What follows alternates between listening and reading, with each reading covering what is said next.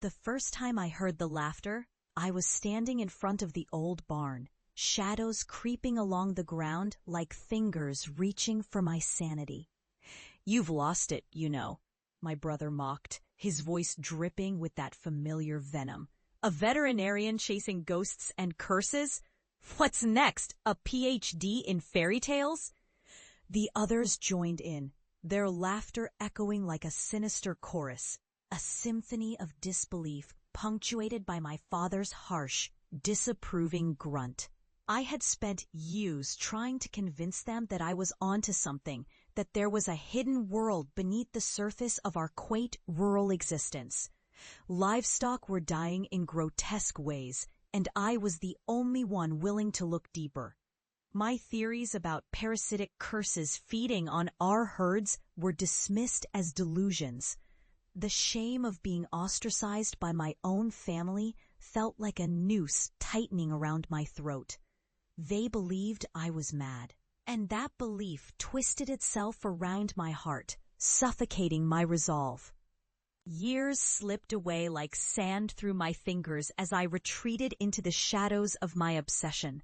I poured everything I had into unraveling the grotesque tapestry of parasitic life that I believed was entwined with folklore. I studied ancient texts, mapped cursed territories, and encountered horrors that would make any rational person flee. But I wasn't fleeing. I was chasing. And now, after countless sleepless nights and the scent of decay that clung to my clothes, I was returning home, not as the disgrace my family thought I was, but as a renowned expert in parasitic curse biology. My name had begun to circulate in dark circles, whispered among those who knew the truth of what lurked just beyond the veil of our understanding. I had survived the unspeakable.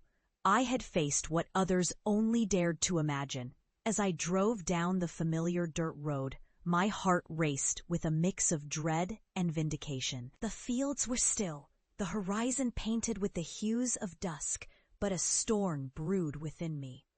I could feel the weight of the knowledge I carried, like an anchor dragging me deeper into the depths of something unspeakable. When I arrived, their faces transformed from disbelief to horror as they laid eyes on me. My mother's eyes widened, her hand flying to her mouth as if she could physically block the words I might utter.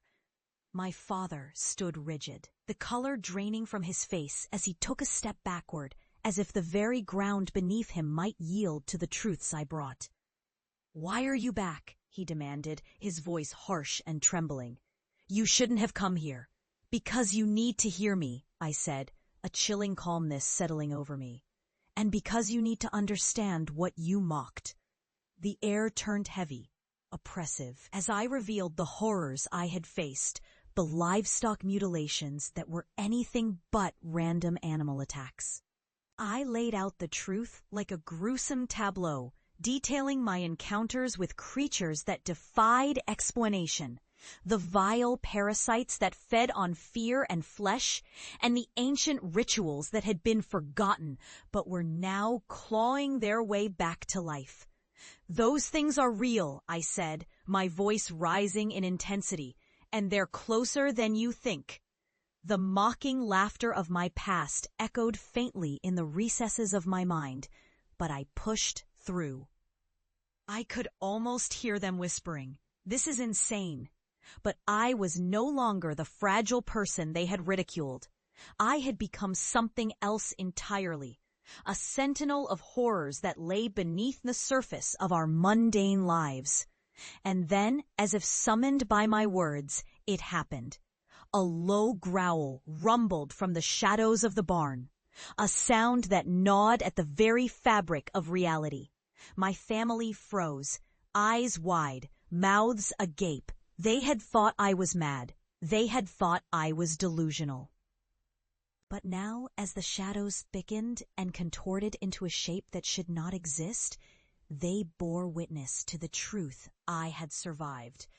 The creature emerged, a grotesque amalgamation of nightmare and reality, skin glistening with a sickly sheen.